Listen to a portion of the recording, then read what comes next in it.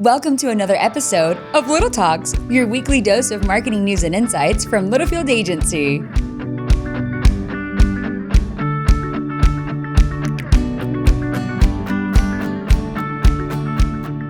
Here we go. Oh my gosh, it's good to be back. Welcome back to another edition of Little Talks with Littlefield Agency. I'm Sam Littlefield. With me is Roop. And with us is Chelsea. Woohoo! Oh man, guys, I wish we would have been recording the last 5 minutes. It's been pure entertainment. They've been crazy. A lot of editing. Well, here's the first thing is we told her no eye contact with us, just to stare at the camera, which they could just be entertaining. I'm confused. I still don't know what I'm supposed to do. You can look at us. It's okay, totally fine. wow, this is a fair stressful. question. Secondly, the energy in here this morning is great. We haven't seen Chelsea in a week. Yeah. Feels longer. Tell everyone what's been going on, dude. You had it rough last week. I was sick. I had strep throat. Not a good time. Not a good time. She showed everyone her throat too, And which she was came to the office with strep throat. Yeah. Oh, well, it was at the very beginning stages. So I don't think it was contagious yet. And then when I went to urgent care, they were like, oh yeah, you definitely should be at work for 48 hours. I was like, oh. I was so glad not to have meetings with her that day. Well, we all had a staff meeting with her that day. I sat on the other side of the room. But everyone's fine. But tell everyone, we're knock on wood. Yeah, knock on. Tell everyone though why you did show up. This is why you're the client success manager. I had a client presentation. Yes. So I had to be here. With Velocity Credit Union. Yeah, so It was here I important for her was. to be there. I got everyone That just speaks strapped, to gave everyone Wait a strapped. minute. Was that meeting on Zoom? Yeah. But you had to do it here. Well, at Littlefield Agency, we do have a thing about being here in person. So, All right, whatever. Move along. You know what? And then after your sickness, you boarded a plane to get other people sick because you had a wedding this weekend. Oh, I didn't I was know on this. antibiotic. By She was that point. antibiotic. Yeah, she was good there. So But it's all good. We haven't seen her literally in a week, so it's It's nice been to a have long her. time. It's nice to have her I have back. a lot of concerns coming back, but we'll get to those in a minute. We all do. There's one thing that we wanted to talk about. First off, before we get into more Chelsea shenanigans, it is Brenda and Zach's work anniversary. Zach is celebrating 5 years and Brenda's celebrating 2 years. So happy work anniversary, Brenda. and Zach. Amazing. I can't believe Zach's been 5 years. I can't believe it. Unbelievable. Seems longer to me. So cool. It seems longer to me, too. Yeah. Seems way longer. In a good way, though. Both are doing a phenomenal Always in a job. good way. So, Chelsea, tell everyone what your dream is here at the agency. What is something that you would love to have? That you don't. I have been asking for a company credit card for literally 9 years. Every time I put in this request, I get denied, and I am so confused. How often do you request it? Usually about 5 times a year, And I why, would say. Would you? That is about right. Usually a little more than once a quarter. Why? Tell our listeners why you need a company credit card. Because I need to buy my client stuff. Okay. So I don't get why I need to buy my client stuff. You know, I've changed my position on this. I was anti-Chelsea having a credit card, but now I think I want her to have one. See? I'd like to tell you why. There's 2 reasons why I'm anti-Chelsea having a credit card. Anytime I leave the office to work, as in the sense of I'm traveling for work, I usually get a Slack message. Hey, I took all the girls out to the salon today. Wish I had a company credit card. I'm trying to take care of people. Last week, or 2 weeks ago, because you were sick last week, was, hey, hope you have a great trip. I'm going to buy everyone a company car.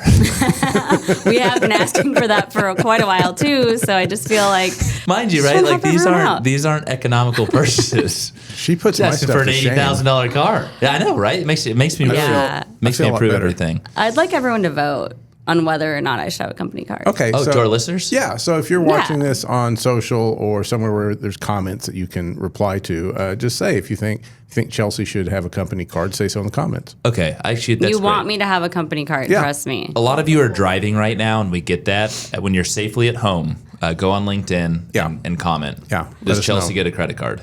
If everyone says yes, do I get one? Man, No comment. no comment. No comment. Can't comment on this right now. I'm live air. Oh wow. This is Okay. crazy. I wish you could get her one with like a $10 limit or something. It would be incredible. Oh man. I'll right. give you $10 to Starbucks. It's gonna happen. Okay. Well, hey, we have Chelsea here, not just to poke fun at her, even though we love to do that. It's nice to have her here because she's going to talk about her experience with trade shows. She's been at the agency for 9 years. How many trade shows have you attended? A ton. A lot. Yeah. A lot. I mean, I've been to a lot. Yeah, you've been to a lot. And so from, the early stages to now she's a tenured pro here. We're going to walk her through just her experience in the B2B space. What's working, what's not working. Usually you go with our client. Usually I do, yes. Usually Grasshopper. Grasshopper. Mm-hmm. Absolutely. So yeah, let's shed light. Roop and I will kind of pick your brain on some things. And Roop, I'm going to let you kick this off as we talk about our one and only topic with Chelsea Clement. Boom. Yeah. So today we're going to talk about trade show experiences and some of the ways the agency has supported clients at trade shows. Chelsea obviously goes quite a bit with Grasshopper. You've been with Ditch Witch. I've been with Grasshopper. I just went with Grasshopper too, which was great. Yeah, you do it as well. I used to go back when I did social media a lot more for Ditch Witch in my early half of my 12 years was trade show stuff too. It's really evolved though since then, like in leaps and bounds. So we thought today we'd kind of talk about some of the stuff Chelsea's seen in her time. We can talk about some of the stuff we've seen with Ditch Witch and other clients, and we've seen even with their competitors stuff they're trying to do out there. So Chelsea, you just got back from what show? Equip Expo. Yeah, and how was that? Where was that? It was in Louisville, Kentucky. And before we get into the details, I have to share the craziest story. I mean, this was mind-blowing. So, of course, when you go to this show, you expect to see all the pros in the industry out there cruising on the equipment. They're fast. They know what they're doing. It's impressive. I love watching guys get on equipment and just they know what they're doing. They're cruising, man. These are zero-turn mowers for the audience, right? Most part, there's all sorts of lawn and landscape equipment. Okay. So out in the demo area, you just see guys hopping on and off the machines constantly, just testing everything out. And it's really cool to see. But there was some man in particular, we're over by a competitor demo area, and he jumps on a stand-on mower and literally just slams it into the side. And a sales guy was rep, wild. Oh my gosh, a sales rep sprints over to him and is trying to get him to stop, but he can't because he doesn't want to get his foot run over. The guy is backing up, going forward, jolting the machine all over the place. Everyone around is freaking out. He doesn't stop. He's so confident. He didn't care. I mean, I was crying laughing. It was the craziest thing. Sam, you saw this too. I was right next to her. She's not exaggerating either. So here's the deal. There's actually a Grasshopper salesman that was demoing competitive equipment just to get a lay of the land, and he starts to get close, and we're like, Jay, no, dude, stay over there, man. So this guy, by the grace of God, makes it through the thing. Chelsea's borderline peeing her pants. I mean, she's laughing so hard. Breathe. I've never seen anything like it. I actually have this man on video. I was encouraging him along, trying to help him get through the obstacle course. And that's the other thing. It's not just an open field. It's an obstacle course. They're trying to weave and bob and all this stuff. Well, Chelsea's like, oh my God, oh my God, oh my God, oh my God. And we watched this man put his backpack on and hightail it to the next booth, which is right by us. And he goes over there, takes off his backpack, runs to the next zero-turn mower, and we go to the sales guy, dude, what, that guy, liability waiver, man. Liability waiver. Yeah, and he did the same thing. He proceeded to take the zero-turn, slam it into the sides. Good thing, I mean, they're all hay bales, so you're not destroying the equipment by any means, but it's not great for it. And, I mean, he was ruining the obstacle courses. 100%. And it sounds like he this thought guy he was, couldn't be stopped. It sounds like he thought he was at Disneyland or something and running between rides. Yeah. Is that what he was doing? Yeah, and also, but his confidence was kind of amazing. He was the most confident person I've seen alive. He just kept on doing his thing, He kept man. going. Yeah. He didn't care. So anyway, I mean, that is insane. I mean, this place is filled with thousands of professionals. They do this every day. You don't see these sort of situations happen, and we did. Beyond that crazy man's experience, we did. I think we had a really nice time at Equip Expo because Grasshopper, I kind of describe the Grasshopper booth, and then we can talk about what you and I do during the day and what we're keeping an eye out for. Yeah, so something really simple that I think is so important for anyone at a trade show is just having a really inviting booth, making sure it's really comfortable and that it feels inviting to your prospects. And Grasshopper does a great job of that. No doubt about it. They bring a ton of a variety of equipment, both to demo outside and then also just to look at inside. They bring really knowledgeable guys that know, and females. I don't want to just say guys, but I'm from Wisconsin, so I say guys and I mean both. Disclaimer. Okay. Thank you for that. I mean, I gotta watch out these days. Jeez, I mean, At least the story went well. sorry. But they do an amazing job. They bring people that really know the product and that are just really inviting and easy to talk to. So it's just a really great space. Like, people feel so comfortable. Their booth's always busy. We saw outside, I mean, that was insane. their booth was so packed comparatively. I mean, and I think it's just because they do such a great job of inviting people in and then really drawing them in. They know the product, they get them on it, they know how to talk them through how to demo the equipment and all of the features, and they just do a really great job of that. From what I've heard, they're like a really disciplined, well-oiled machine. Oh, They my God. are. Right? It is so They've got impressive. it down to a T. It's incredible. Yes. And I mean, one thing, I'll give you an example. When Chelsea and I were scouting competitive outside, and really Grasshopper was by far the busiest booth, and that's not a BS thing. Like, it was constantly busy with people that are either customers or prospective customers outside demoing equipment.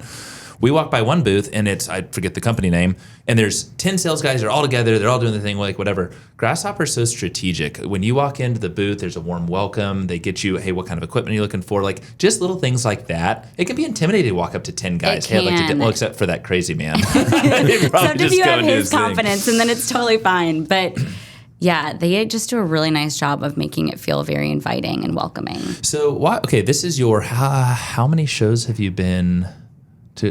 Has it been 7, 8 shows? Yeah, probably. And the only shows that she's missed is because she's literally been pregnant or about to have a baby. Yeah. She'd go with strep throat. She's a team I player. would do it. So Chelsea, walk us through what did you see, and what did you and I see this year, just in the sense of whether it's the Grasshopper booth or other booths, just some kind of trends that you're seeing or booths that do a good job of displaying not just warmth but in design. We saw a lot of simplified design this year. Yeah. A lot of brands just really bringing it back. I feel like for several years in a row, we saw these massive trade show booths with just a lot going on.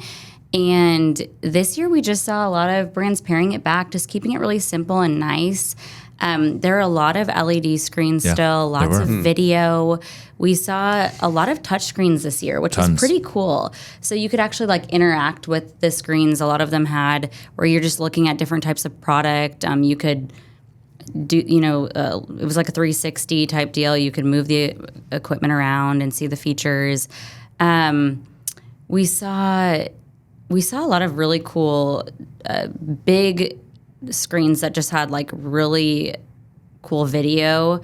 I think maybe I mentioned that one already. No. Oh, We will not edit that. that's okay. I'm cool with it. We saw a lot of influencers in the booth this year. We saw a lot of influencers, and that's been a trend for a couple years now. Do you remember the main influencer? He thought he was pretty cool. Is it the Lawn Dad? He had a whole posse around him. And we're like, who is this guy? Yeah. But he did look familiar because I do see him on a lot of the social feeds that I follow.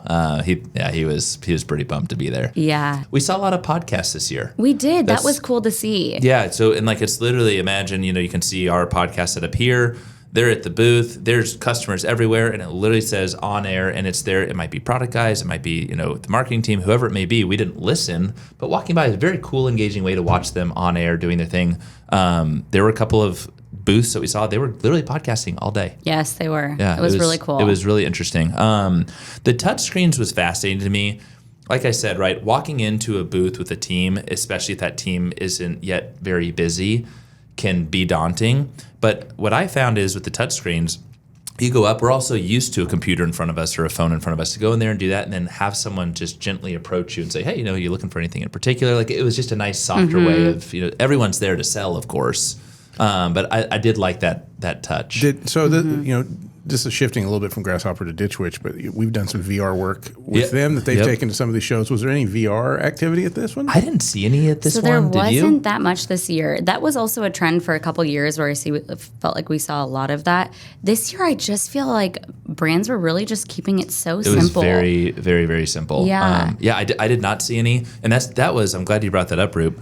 We did that for the last couple of trade shows for Ditch Witch, but most recently Con Expo about almost 2 years ago. And that was wildly successful. Always align. If you participate in the VR experience, you get some sort of merch. I think we did custom shirts. It was a super witch experience. But that's a great way. And because one thing you got to think, and Chelsea said this great on the first day, we're there to work with our clients. But those that are attending the show, this is kind of a vacation to them. Of course, they're in market for product. How many kids did we see? How many wives did we see? How many spouses did we see? How many families did we see? Tons. And we were just there for the first day. That second day is insane. So a good reminder, right? You're there to sell product, but you're also there to entertain your customers. Yes, exactly. Hey, Chelsea, walk us through so you do have customers that are in market for product. What ways are you seeing in the sense of capturing data that then, whether it's a Grasshopper or a Ditch Witch or another company, can go back and capitalize on emails, just information in general that are good for marketing? Yeah, it looked like, most brands were just scanning the badges, and then they either have it go straight to their CRM somehow, or they're getting a spreadsheet and then uploading it to their CRM. But that's something we've always done for all of our clients here. We immediately are ready to follow up with those prospects and get them either connected to a dealer, or we're just continuing to follow up through a series of emails and just seeing, was there a product that they saw or test drove that they were interested in, or are you ready to talk to a dealer, or what's your next step? Do you want a demo? So we're always just prepared ahead of time. We actually had the creative done and ready to go, so that right when we get back and we have that list, we're already just getting that out and ready to go. And really, there's kind of two audiences that comes out of that, right? There's the list we get, or the scan list we get of people who were at the show. And so from the brand, you continue that conversation that started with a human at the show. But then there's the people that couldn't make it to the show. And there's hey, here's what you may have missed. And here's our new product or our new service or whatever it is. So like the activity around the shows and email marketing and I think social as well kind of has some legs beyond just the show, which is great. It's such a good point, because one thing that you have to think of, they're there, they're excited, you're selling them, you've got a great lead, fantastic. We call it the pitch after the pitch, right? It's what are you doing next to make sure you're engaging said audience and that you're eventually converting to sales. Someone may be ready to buy a new piece of equipment immediately. Someone might need 6 months. And so having that data for you, and some of you are like, well, duh, Sam, Chelsea, and Rube, of course. We see a lot of people not capturing that data, which just blows our minds. Very, very simple, very easy to do. Chelsea, as we kind of wrap this here, anything else that comes to mind or that we're missing? Yeah, one thing I was thinking about this year that I saw a brand do that I thought was a really cool experience. So they had different stations set up where in order to get to the last station was where you actually got a t-shirt. But in order to get there, they set up 3 stations where you're playing a game. But the way you're playing a game is by using their equipment. Yes. So, genius, because you're getting your product in their hands. So they're testing it out and already hopefully falling in love with it that way. Yes. But then they're completing each station, and then they get to this screen printing station. So then it's just really a cool experience. It's not just like, let me tell you my size and grab a t-shirt. It's like, here are 4 options, here are the colors. Now you get to actually have this experience and watch us make it. So their booth was packed the whole time. It was insane. What a way to get people into your booth and then get your product into their hand.